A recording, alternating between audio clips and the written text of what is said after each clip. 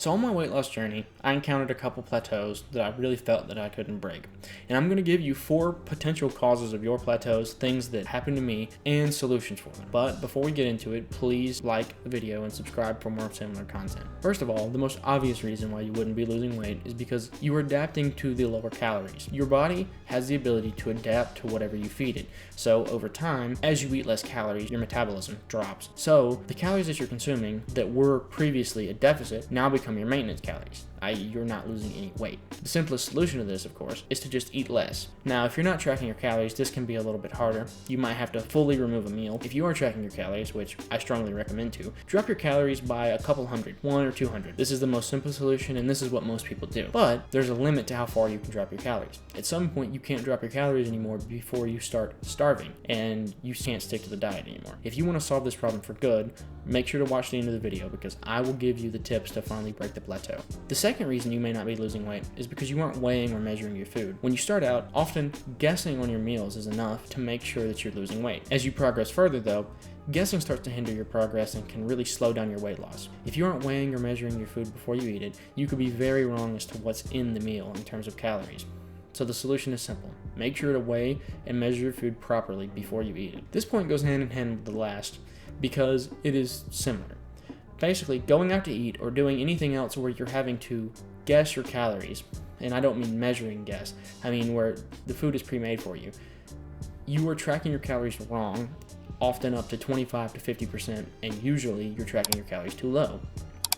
The more you go out to eat, the more this is prevalent because people in the kitchen often use too much of the things that add a lot of calories, oils, butters, spreads, and it often doesn't align with what the menu says the caloric content is.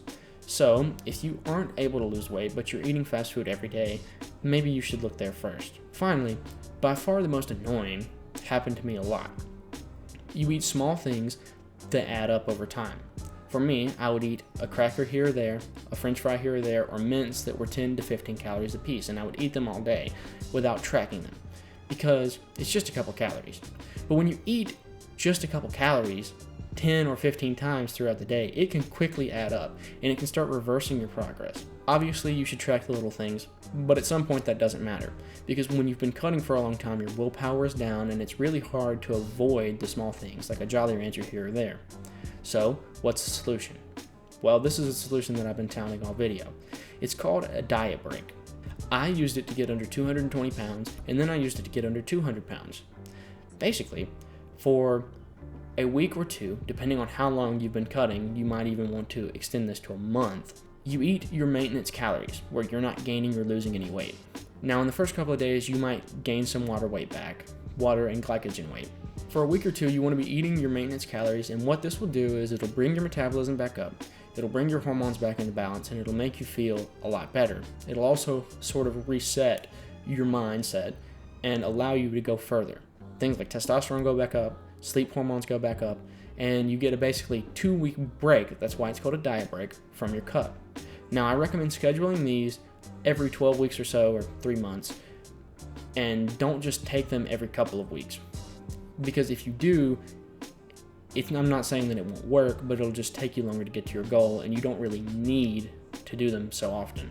I hope you enjoyed this video because if I would have known about these hacks sooner, I certainly would have used them.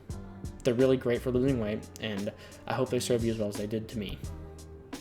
Please like and subscribe. Thank you for watching. See you next time.